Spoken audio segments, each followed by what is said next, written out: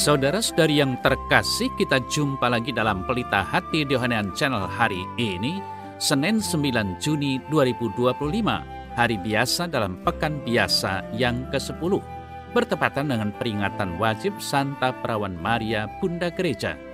Bersama saya Romo Thomas Suratno SC dari komunitas SC Teluk Betung, Bandar Lampung, mendengar dan merenungkan Sabda Tuhan, yakni firman Tuhan yang tersurat dalam Injil Yohanes bab atau pasal 19 ayat 25 sampai dengan ayat 34.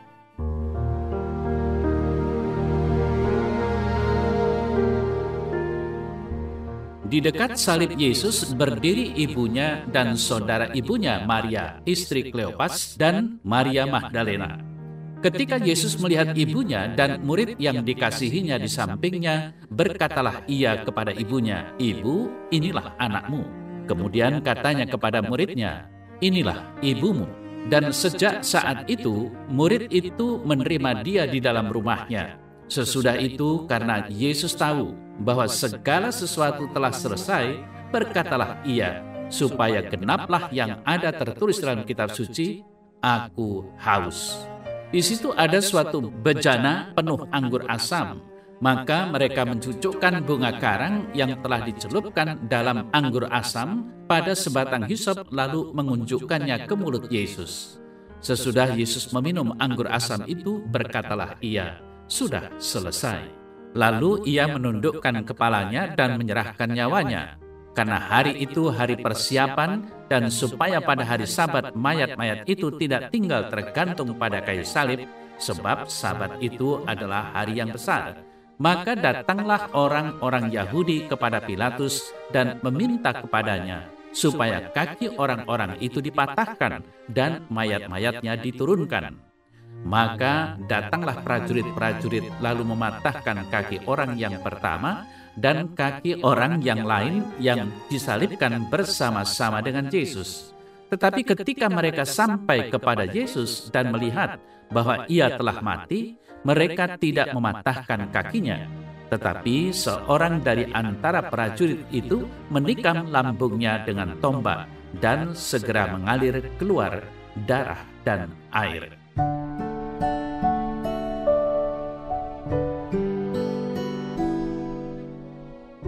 Saudara-saudari yang terkasih, hari ini gereja kita semua memperingati Hari Santa Perawan Maria Bunda Gereja.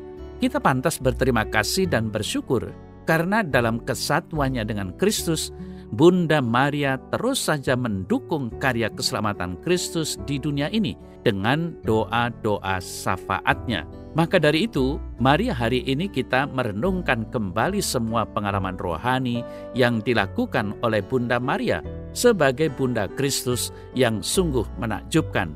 Nah, puncak penyertaan Bunda Maria yakni pada saat ia mendampingi Kristus putranya di Bukit Golgota, di saat hampir semua muridnya meninggalkan dia. Apa yang terjadi dengan dia? Bunda Maria melihat sendiri kesengsaraan putranya yang melampaui segala ungkapan untuk menebus dosa-dosa manusia. Bunda Maria ternyata tegar berdiri di kaki salib Kristus dan turut mempersembahkan dia di hadapan Allah Bapa.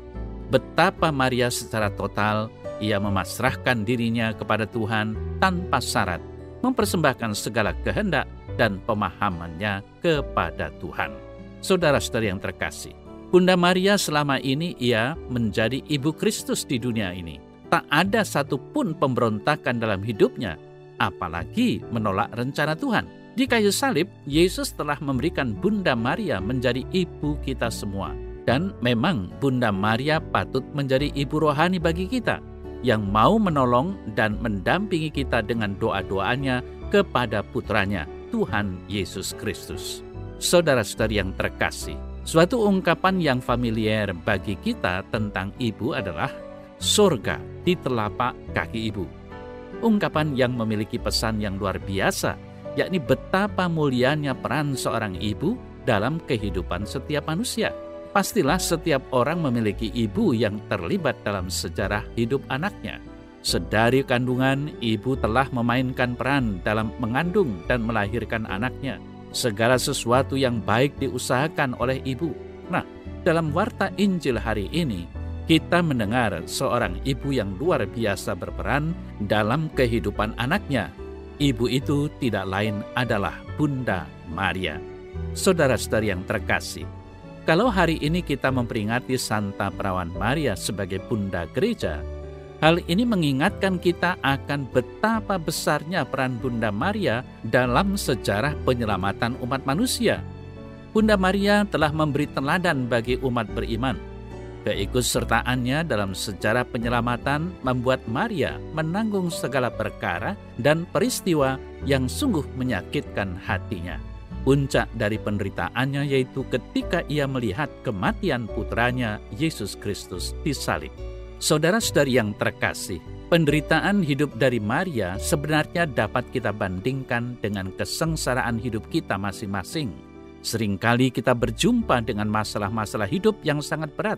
Seringkali kita merasa Tuhan diam dalam keheningan dan mengacuhkan penderitaan kita. Kita harus menyadari bahwa sebagai umat beriman Kristiani, kita mesti memikul salib. Seperti Bunda Maria, kita semua memanggul salib bersama Yesus. Seperti Bunda Maria, kita hendaknya selalu tabah dan berjuang dalam perjalanan hidup ini. Saudara-saudari yang terkasih, walaupun ada begitu banyak batu dan kerikil tajam di sepanjang jalan, akankah berhenti di situ saja? Tidak. Tuhan Yesus memberikan Bunda Maria kepada muridnya, dan mereka saling menerima satu dengan yang lain. Tindakan ini mengakhiri kesedihan Bunda Maria. Hal ini berarti di ujung penderitaan setiap orang, Tuhan pasti telah menyediakan hadiah kekal untuk mereka yang bertahan dari segala kesukaran hidup dengan tetap berpegang teguh dalam imannya akan Allah. Seperti Bunda Maria, walaupun sering berjumpa dengan kesedihan dalam hidup, ketaatannya terhadap kehendak Allah tetap tak tergoyahkan. Semoga kita semua dalam kehidupan sehari-hari selalu meneladani Bunda Maria yang menyerahkan hidup sepenuhnya kepada Tuhan.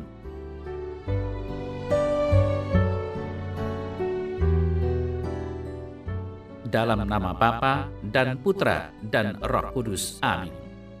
Ya Tuhan Yesus, terima kasih atas Bunda Maria yang Engkau anugerahkan kepada kami menjadi ibu rohani untuk kami semua.